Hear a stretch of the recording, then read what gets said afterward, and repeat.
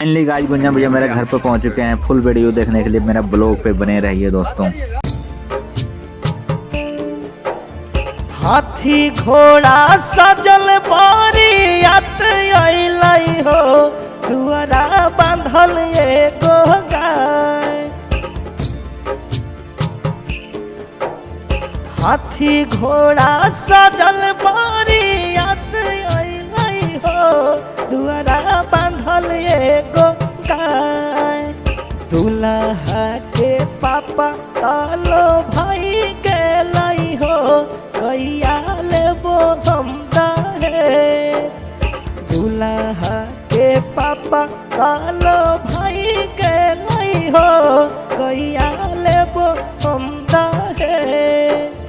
हाथ जोड़ी कहले लड़की के पापा हो, थर थर कापो है कारे।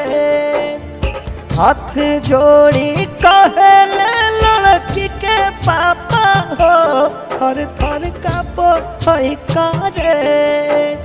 गैया हमर दुआरा के शोभा है हो, गैया देबो नहीं दहेज। गैया हमर दुआरा के शोभा है हो, गैया देबो नहीं दहेज।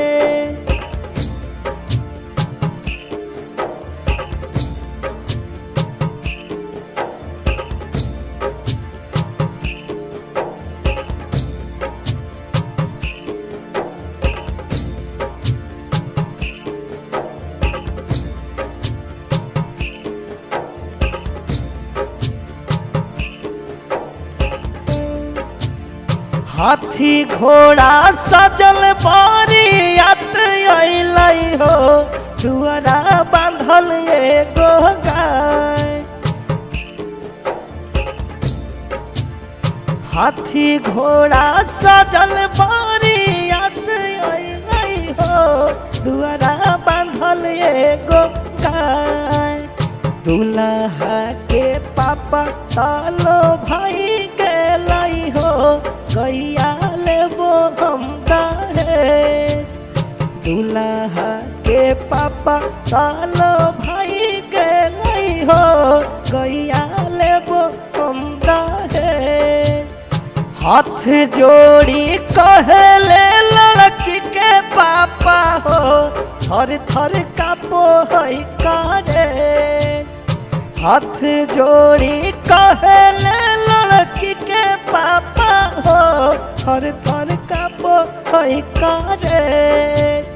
गैया हमर दुआरा के शोभा है हो, गैया देबो नहीं दहेज।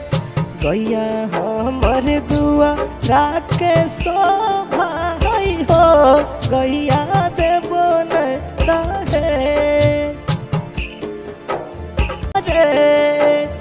गैया हमर दुआरा के शोभा है हो, गैया देबो नहीं दहेज। गैया हमर दुआरा के शोभा है हो, गैया देबो नहीं दहेज।